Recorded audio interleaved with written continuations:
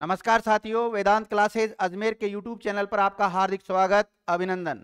विद्यार्थियों, आज हम चर्चा करेंगे 30 दिसंबर 2023 से रिलेटेड जितने भी करंट फैक्ट है उसके ऊपर। तो आज का जो पहला फैक्ट ये है कि हाल ही में अयोध्या रेलवे स्टेशन का नाम बदलकर अयोध्या धाम रेलवे स्टेशन कर दिया गया। तो अब अयोध्या धाम रेलवे स्टेशन हो जाएगा विद्यार्थियों। अयोध्या रेलवे स्टेशन का अयोध्या उत्तर प्रदेश में है। कहां पर है? उत्तर प्रदेश में है और सरयू नदी के किनारे पर स्थित है। कौन सी नदी के किनारे है? सरयू नदी के किनारे पर स्थित है। और देखिए, इस रेलवे स्टेशन की खासियत ये होने वाली है कि देखो, आपको ऐसा दिखाई दे रहा होगा जैसे किला टाइप का, कोई राजमहल जैसा इस बिल्डिंग का लुक आएगा विद्यार्थियों। तो अब इस प्रकार से वहां पर इसका निर्माण किया जा रहा है। तो अयोध्या धाम रेलवे स्टेशन आधुनिक सुविधाओं के साथ प्राचीन भारतीय वास्तुकला का भी इसमें सहज मिश्रण किया गया है। मतलब बिल्कुल मॉडर्न तरीके से भी इसको बनाया गया है और जो प्राचीन तरीके को दोनों का सहमिश्रण इसमें किया गया है। स्टेशन की जो इमारत होगी वो राजसी मंदिर की तरह होगी विद्यार्थियों। ऐसा लगेगा जैसे कोई राजभवन है या फिर कोई बहुत बड़ा ऐसा मंदिर है। इस टाइप का इसका लुक दिया गया है।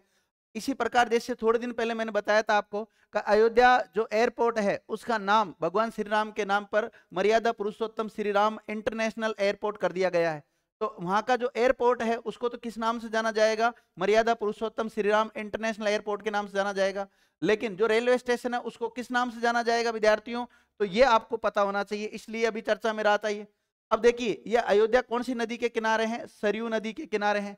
और सरयू नदी ना मिले आपको विकल्प में और केवल घाघरा नदी मिल जाए तो घाघरा नदी भी राइट है, क्योंकि घाघरा नदी को ही सरयू नदी के नाम से जानते हैं। और इसी प्रकार सरयू नदी में ही जटायु क्रूज सेवा शुरू की गई है। और उत्तर प्रदेश का पहला सोलर सिटी जो बनाया गया वो किसको बनाया गया? अयोध्या को बनाया गया। भारत का पहला सोलर सिटी सांची एमपी को बनाया गया विद्यार्थियों। इसी प्रकार यहाँ पे रामायण वोट भी चालू की गई है और रामा लैंड पार्क भी अयोध्या में विकसित किया जा रहा है। तो ये कुछ पॉइंट थे अयोध्या से रिलेटेड, तो ये आपको पता है। अगला आज का एक और शानदार पर्सन विद्यार्थियों, डॉक्टर सवीरा प्रकाश। पाकिस्तान की जो पीपीपी पार्टी है, पाकिस्तान पीपुल्स पार्टी के द्वारा खैबर पख्तूनख्वा चुनाव में नामांकित होने वाली पहली हिंदू महिला बन गई है। तो पहली हिंदू महिला कौन बन गई विद्यार्थियों? ये इलेक्शनों में खड़ी हो रही है। तो ये तो देखेंगे, परिणाम आएंगे जब हारेगी या जीतेगी जो, तो रिजल्ट देखा जाएगा। लेकिन पहली ऐसा जो वहां का चुनाव आयोग है वहां का पाकिस्तान का, उसके द्वारा इसकी घोषणा की गई। यह निर्णय पाकिस्तान चुनाव आयोग के सामान्य सीटों पर कम से कम 5% महिला उम्मीदवारों को रखने के बाद ये निर्णय आया विद्यार्थियों। तो इसलिए फिर वहां पर इस महिला को अभी पहली महिला बन गई है हिंदू। अगला, हाल ही में बैंक ऑफ बड़ौदा ने अपनी न्यूजीलैंड सहायक कंपनी में 100% हिस्सेदारी बेचने की घोषणा कर दी। तो बैंक ऑफ बड़ौदा का नाम सुना है, बीओबी कहते हैं वैसे इसको, बैंक ऑफ बड़ौदा। तो इसने जो इसकी एक शाखा है विद्यार्थी, कंपनी है न्यूजीलैंड सहायक कंपनी, के 100% शेयर बेचने के लिए इसने अभी घोषणा की है। अब देखते हैं इसके शेयर कौन खरीदता है। बैंक ऑफ बड़ौदा चर्चा में आया तो bank of Baroda New Zealand bank of Baroda की पूर्ण स्वामित्व वाली एक सहायक कंपनी है। इसके मूल बैंक 17 देशों में 93 विदेशी शाखाओं या कार्यालयों के साथ एक मजबूत अंतर्राष्ट्रीय उपस्थिति का दावा करता है। घरेलू मोर्चे पर बैंक ऑफ बड़ौदा के 8,200 शाखाएं है, जो कि व्यापक नेटवर्क रखता है अपने आप में। अब बीओबी चर्चा में आ गया तो बीओबी के बारे में हम जान लेते हैं। बीओबी विद्यार्थियों, बीओबी के अंतर्गत ही आजकल जो विजया बैंक और देना बैंक पहले कोई समय स्वतंत्र बैंक हुआ करते थे, वो आजकल बीओबी के अंतर्गत ही आते हैं। हालांकि विजया बैंक की जो स्थापना हुई थी 23 अक्टूबर 1931 को हुई थी। देना बैंक की स्थापना हुई थी वो 26 मई 1938 को। लेकिन इनको कुछ समय पहले इसमें बैंक ऑफ बड़ौदा में मर्ज कर दिया गया है। ये विजय बैंक, ये देना बैंक, इनको अब ये तीनों बैंक मिलकर एक बैंक ऑफ बड़ौदा के रूप में हो गया।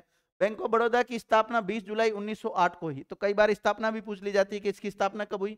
इसका हेडक्वार्टर है बड़ोदरा गुजरात में और वर्तमान में जो इसके सीईओ है, चीफ एग्जीक्यूटिव ऑफिसर है, वो देवदत्त चंद है। और सार्वजनिक क्षेत्र का भारत का तीसरा सबसे बड़ा बैंक है। अगर विद्यार्थियों पूछा जाए आपसे तो सार्वजनिक क्षेत्र का, कौन से क्षेत्र का? सार्वजनिक क्षेत्र का सबसे बड़ा बैंक कौन सा है, तो आपको जवाब देना है एसबीआई। कौन सा है? एसबीआई। और दूसरा कौन सा है? पीएनबी। दूसरे नंबर का कौन सा है? पीएनबी। और तीसरे नंबर का कौन सा है? बीओबी, बैंक ऑफ बड़ौदा विद्यार्थी। ये तीसरे नंबर का सबसे बड़ा बैंक है विद्यार्थियों। 1 अप्रैल 2019 को इसमें विजया बैंक और देना बैंक का विलय कर दिया गया। और अभी पूछा जाए कि सार्वजनिक क्षेत्र के कुल बैंक कितने? 12। सार्वजनिक क्षेत्र के बैंक कितने हैं? 12 है। और सार्वजनिक क्षेत्र के बैंकों में बीओबी का नंबर कौन से नंबर का है? 3rd स्थान पर है। कौन से पे? 3rd नंबर पे है। आगे देखिए, अगर बात करें निजी बैंक, प्राइवेट बैंकों में पहला स्थान किसका आता है? तो HDFC का आता है। किसका आता है? HDFC बैंक का आता है।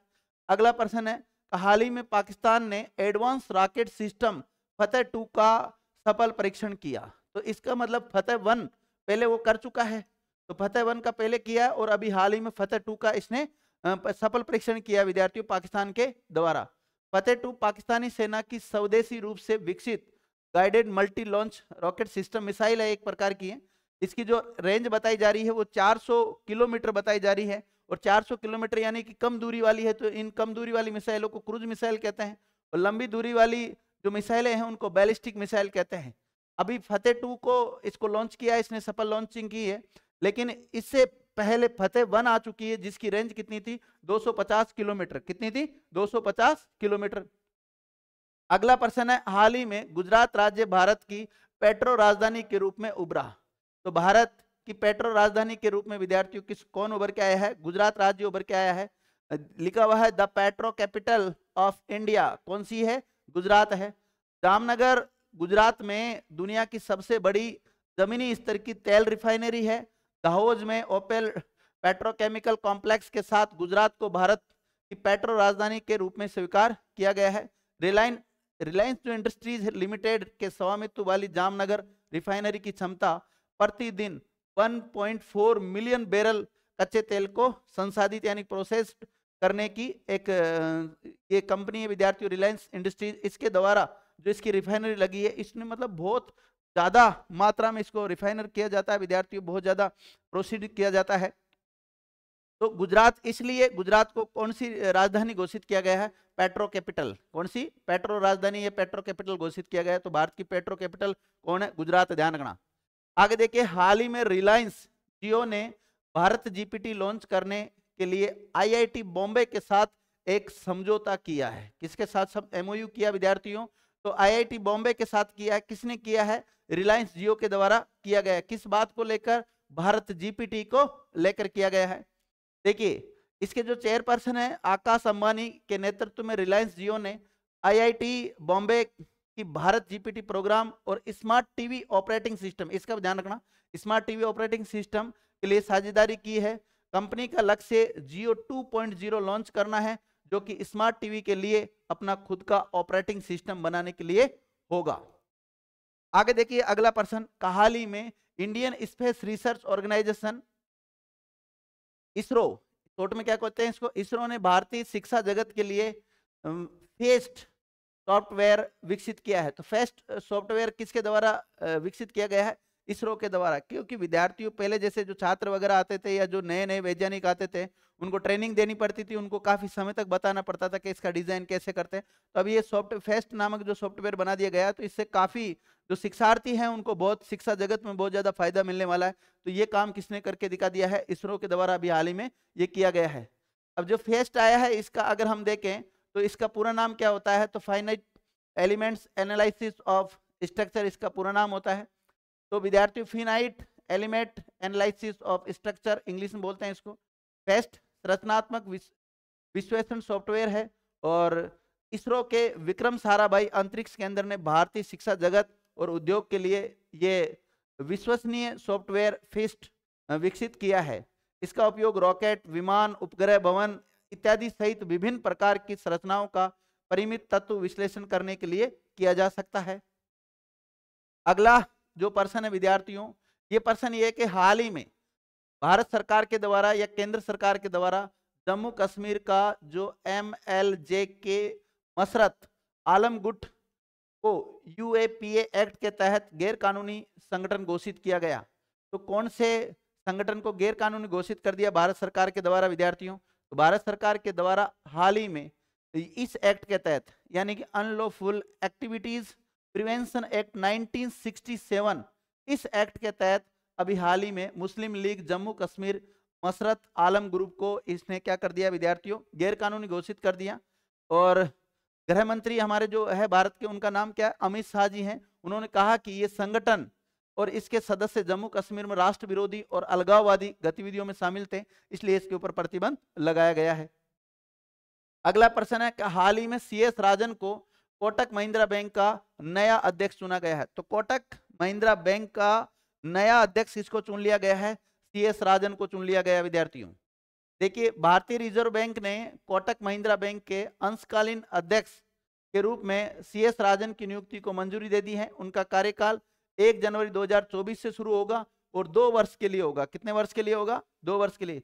मौजूदा जो अंशकालीन अध्यक्ष हैं उनका नाम प्रकाश आप्टे जी हैं। तो ये प्रकाश आप्टे जी का स्थान लेंगे, जो कि 31 दिसंबर 2023 को इनका कार्यकाल समाप्त हो रहा है। तो प्रकाश आप्टे जी कल तक ही है विद्यार्थियों, आगे नहीं है। 31 दिसंबर लास्ट है इनका। और उसके बाद में कौन हो जाएंगे? CS राजन इसके हेड हो जाएंगे विद्यार्थियों, अध्यक्ष हो जाएंगे। अब देखिए, कोटक महिंद्रा बैंक चर्चा में आ गया, तो कोटक महिंद्रा बैंक के बारे में कुछ स्टैटिक पॉइंट जान लेते हैं कि इसकी स्थापना 1985 में हुई, लेकिन इसका जो कॉमर्शियल बैंक का इसको लाइसेंस मिला था वो 2003 में मिला था। इसका मुख्यालय मुंबई महाराष्ट्र में है। संस्थापक उदय कोटक जी हैं। निजी क्षेत्र की सबसे बड़ी बैंक, तीसरी सबसे बड़ी बैंक है विद्यार्थियों। कौन से नंबर की सबसे बड़ी बैंक है ये? तीसरे नंबर की सबसे बड़ी बैंक है। तो सबसे बड़ी पहले नंबर पर कौन सी आती है? तो HDFC बैंक आती है और इसके मैनेजिंग डायरेक्टर और CEO कौन है? अशोक वासवानी जी है। अगला फैक्ट है RBI यानी कि रिजर्व बैंक ऑफ इंडिया ने IDFC फर्स्ट बैंक और IDFC लिमिटेड के विलय को मंजूरी दे दी है। तो अब विद्यार्थियों, IDFC फर्स्ट बैंक और IDFC लिमिटेड एक ही हो गए हैं, या अलग अलग नहीं है, ध्यान रखना। इससे पहले IDFC फर्स्ट बैंक और लिमिटेड ने निदेशक मंडल के 3 जुलाई 2023 को बैंक में IDFC लिमिटेड विलय को मंजूरी दे दी गई थी। तो ये उसके द्वारा दी गई थी और अभी हाल ही में किसके द्वारा दे दी गई है? रिजर्व बैंक ऑफ इंडिया के द्वारा दे दी गई। देखो विद्यार्थियों, इनमें RBI का इंटरफेयर इसलिए रहता है क्योंकि ये जो बैंक होती है कई बार इनमें गड़बड़ हो जाती है। तो जब भी इनके जो अध्यक्ष वगैरह होते हैं उनकी नियुक्ति करते हैं तो एक बार RBI से मंजूरी लेनी पड़ती है, और जब भी इनका विलय वगैरह किया जाता है तो RBI से परमिशन के बिना ये विलय नहीं हो सकते हैं। चाहे दोनों बैंकों में डील हो गई हो, लेकिन जब तक RBI परमिशन नहीं देता तब तक ये आपस में मर्ज नहीं हो सकते हैं। अगला पर्सन है विद्यार्थियों, पर्सन है ही नहीं, खत्म हो गए विद्यार्थियों आज तो पर्सन। आज देखिए मोटिवेशनल कोड क्या है? जिंदगी एक बार मिलती है, बिल्कुल गलत है। सिर्फ मौत एक बार मिलती है, जिंदगी हर रोज मिलती है विद्यार्थियों। तो इसी मोटिवेशनल कोड के साथ आप भी खुश रहो, मस्त रहो, चुस्त रहो, किसी प्रकार की टेंशन नहीं लेनी चाहिए। हर रोज अपनी हर पल को एक इंजॉय तरीके से जियो। अगर आप पढ़ाई भी कर रहे हो तो पढ़ाई भी इंजॉय करके जियो, ऐसे बर्डन लेके पढ़ाई नहीं होती विद्यार्थियों, ठीक है। तो आज का जो करंट फैक्ट है आपको कैसे लगे, अच्छे लगे कमेंट करके बताना, और वीडियो को अधिक से अधिक लोगों के साथ शेयर करना। अभी तक आपने चैनल को सब्सक्राइब नहीं किया तो सब्सक्राइब जरूर करना, और अपने जो दोस्त है उनसे भी सब्सक्राइब कराना। थैंक यू मित्रों।